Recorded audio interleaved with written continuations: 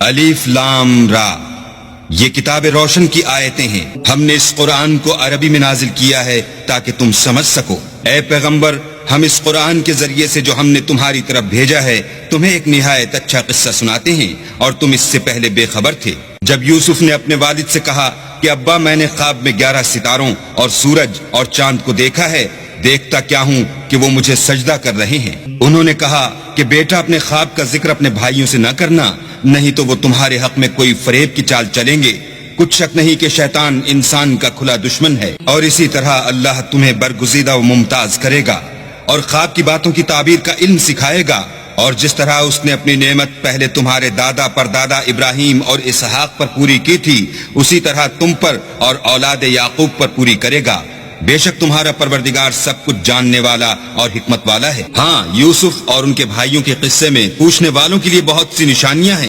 جب انہوں نے آپس میں تذکرہ کیا کہ یوسف اور اس کا بھائی ابا کو ہم سے زیادہ پیارے ہیں، حالانکہ ہم جماعت کی جماعت ہیں، کچھ شک نہیں کہ ابا صریح غلطی پر ہیں، تو یوسف کو یا تو جان سے مار ڈالو یا کسی ملک میں پھینک آؤ، پھر ابا کی توجہ صرف تمہاری طرف ہو جائے گی اور اس کے بعد تم اچھی حالت میں ہو جاؤ گے۔ ان میں سے ایک کہنے والے نے کہا کہ یوسف کو جان سے نہ مارو، کسی گہرے کنویں میں ڈال دو کہ کوئی راہگیر نکال کر اور ملک لے جائے گا، اگر تم کو کرنا ہی ہے تو یوں کرو۔ یہ مشورہ کر کے وہ یعقوب سے کہنے لگے کہ ابا جان، کیا سبب ہے کہ آپ یوسف کے بارے میں ہمارا اعتبار نہیں کرتے، حالانکہ ہم اس کے خیر خواہ ہیں؟ کل اسے ہمارے ساتھ بھیج دیجئے کہ خوب میوے کھائے اور کھیلے کودے، ہم اس کے نگہبان ہیں۔ انہوں نے کہا کہ یہ امر مجھے غمناک کیے دیتا ہے کہ تم اسے لے جاؤ، یعنی وہ مجھ سے جدا ہو جائے، اور مجھے یہ بھی خوف ہے کہ تم کھیل میں اس سے غافل ہو جاؤ اور اسے بھیڑیا کھا جائے۔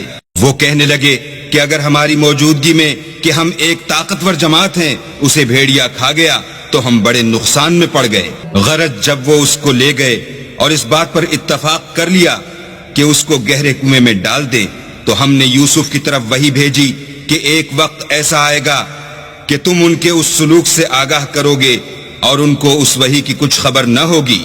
یہ حرکت کر کے وہ رات کے وقت باپ کے پاس روتے ہوئے آئے اور کہنے لگے کہ ابا جان، ہم تو دوڑنے اور ایک دوسرے سے آگے نکلنے میں مصروف ہو گئے اور یوسف کو اپنے اسباب کے پاس چھوڑ گئے تو اسے بھیڑیا کھا گیا، اور آپ ہماری بات کو گو ہم سچ ہی کہتے ہوں باور نہیں کریں گے، اور ان کے کرتے پر جھوٹ موٹ کا لہو بھی لگا لائے۔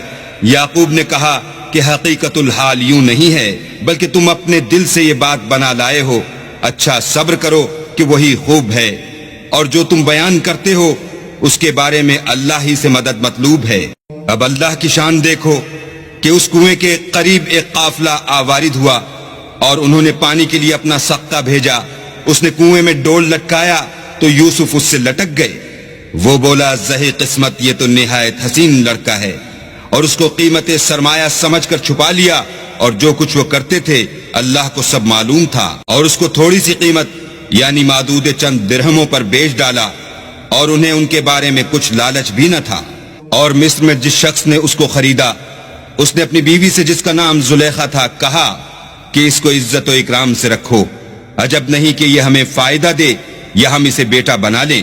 اس طرح ہم نے یوسف کو سرزمین مصر میں جگہ دی، اور غرض یہ تھی کہ ہم ان کو خواب کی باتوں کی تعبیر سکھائیں، اور اللہ اپنے کام پر غالب ہے، لیکن اکثر لوگ نہیں جانتے۔ اور جب وہ اپنی جوانی کو پہنچے تو ہم نے ان کو دانائی اور علم بخشا، اور نیکوکاروں کو ہم اسی طرح بدلہ دیا کرتے ہیں۔ تو جس عورت کے گھر میں وہ رہتے تھے اس نے ان کو اپنی طرف مائل کرنا چاہا، اور دروازے بند کر کے کہنے لگی، یوسف جلدی آؤ۔ انہوں نے کہا کہ اللہ پناہ میں رکھے، وہ یعنی تمہارے میاں تو میرے آقا ہیں، انہوں نے مجھے اچھی طرح سے رکھا ہے، میں ایسا ظلم نہیں کر سکتا، بے شک ظالم لوگ فلاح نہیں پائیں گے۔ اور اس عورت نے ان کا قصد کیا اور انہوں نے اس کا قصد کیا۔